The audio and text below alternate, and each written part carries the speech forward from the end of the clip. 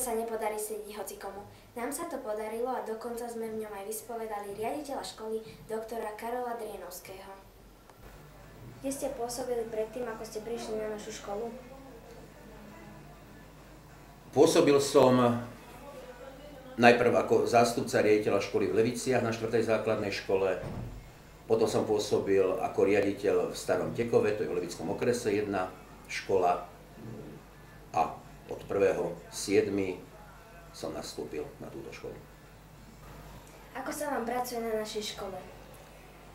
Tak na tejto základnej škole som riaditeľom len tento školský rok a za tých 10 mesiacov môžem zhrnúť, že práca na základnej škole ma baví veľmi. Disponujem tu s pedagogickým kolektívom, ktorý je skutočne na vysokej úrovni. Ste spokojní s učiteľmi? Čo sa týka pedagogického kolektívu, som v maximálnej miere spokojný, pretože dokazujú svojim počínaním, že vedia odovzdať tejto škole veľmi veľa a môžem podotknúť, či je to vo vyučovacom procese alebo i mimo vyučovacieho procesu. Som spokojný, áno. Ako ste spokojní s našimi žiakmi? Tak ako na každej škole sú žiaci aj prospechovo slabší, aj prospechovo vynikajúci, tak aj na našej škole, ale našťastie máme tu žiakov, ktorí sú prospechovo veľmi dobrí, takže práca so žiakmi a celkové hodnotenie našich žiakov hodnotím pozitívne a som spokojný. Chystáte ešte nejakú rekonštrukciu na našej škole?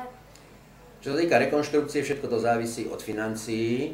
Pokiaľ financie budú, áno, mám v pláne ešte rekonštrukcie robiť. Spomeniem tú, ktorú sme už robili, zrekonštruovali sme počítačovú učebňu. Teraz ďalšia vec, ktorá sa chystá spraviť, je výmena všetkých skriniek na chodbách, kde sa vlastne budú žiaci, kde si budú vlastne žiaci odkladať topánky a kabáty.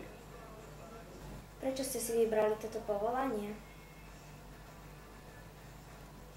Na odpoveď na túto otázku budem musieť zaloviť do minulosti, nakoľko môj otec bol dlhoročný učiteľ, bol som už od malička vychovávaný v tomto duchu a to mi aj prirástlo a výsledok je taký, že som sa stal učiteľom aj ja.